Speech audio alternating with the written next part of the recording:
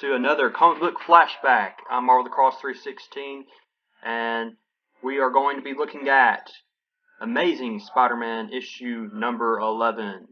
Issue number 11, we are looking at the return of Doctor Octopus, who is by far one of Spider-Man's most menacing villains of all time.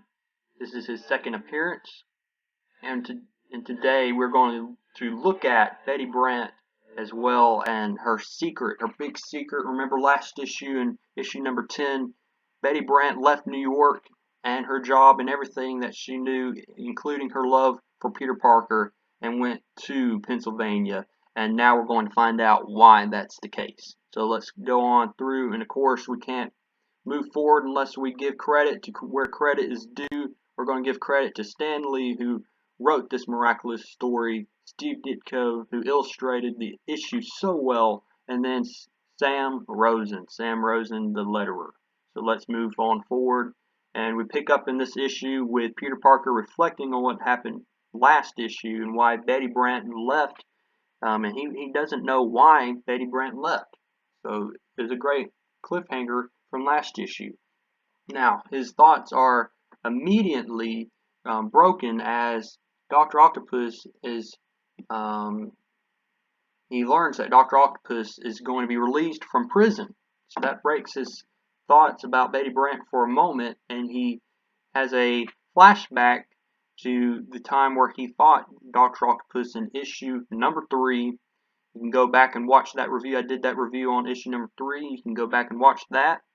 But that was the first appearance of Doctor Octopus, and he recalls how hard it was to fight Doctor Octopus. That was a very tough battle that he fought, and so he decides that he needs to go and talk to the warden about this. Do not let this menace, do not let Doctor Octopus out of prison, because he will go back and he's going to do more harm than good to society. So that he tries his best to talk and persuade the warden, but to no avail, as in American society we believe in second chances, even to this menace right here, Doctor Octopus. And Doctor Octopus, for all we know, and we learn in this issue that he is going to get payback on Spider-Man. Now, in this issue we also see the very first appearance of this right here, the Spider Tracer. If you're a regular reader of Spider-Man, you know that Spider-Man uses a Spider Tracer to help track down villains. And so in this issue, we see for the first time ever Spider-Man using the Spider Tracer, and how he, his scientific mind, he puts that to use, and he's going to use this to track down Doctor Octopus. So we see Doctor Octopus here. He gets out of prison. He's let loose, and we see somebody's going to pick him up. Let's see who that is. Well, looky here. Betty Brant is the one to pick up Doctor Octopus, and before Spider-Man can persuade Betty Brant to not drive away, Betty Brant drives away real fast, and Spider-Man is just bewildered. Like, how in the world did that happen?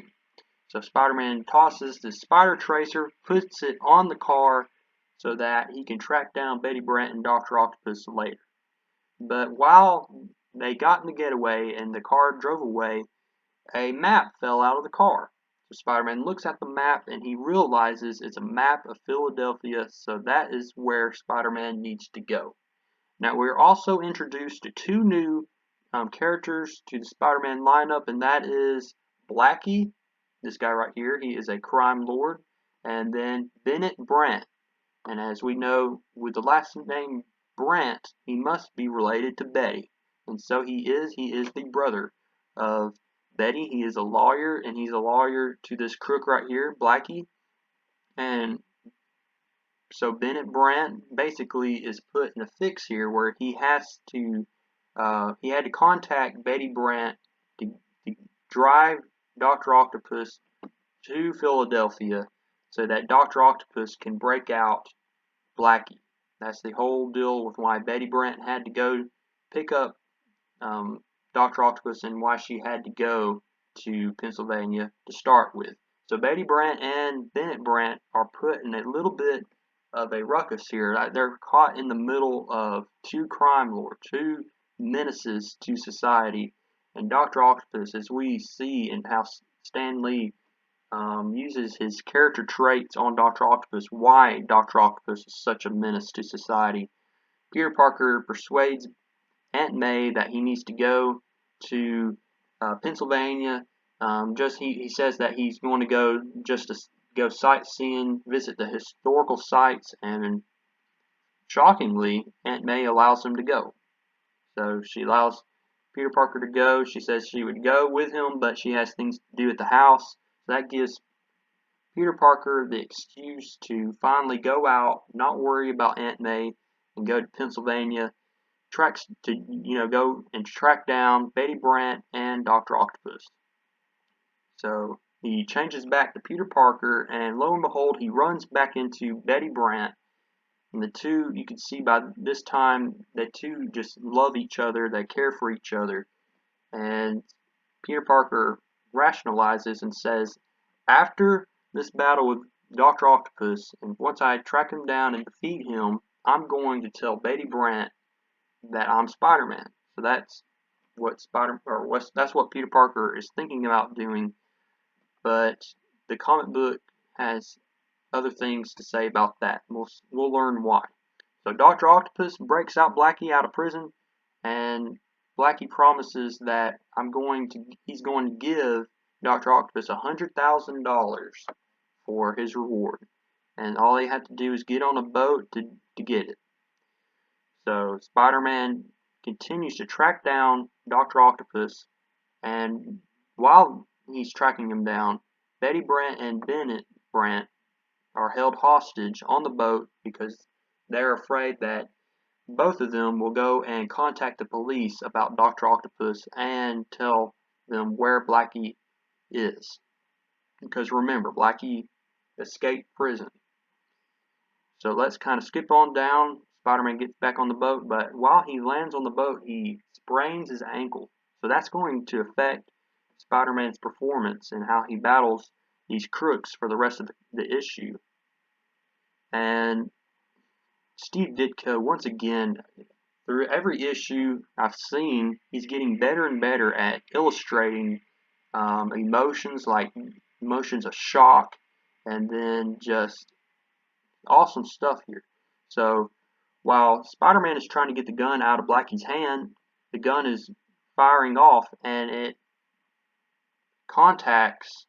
gets in contact with Bennett Brant. Bennett Brant is trying to protect Betty Brant and gets shot, and he just pretty much plummels down. He dies at that minute after being shot. Betty Brant blames Spider-Man for getting in the way, for being a hero, and if it wasn't for Spider-Man, maybe her brother would still be alive.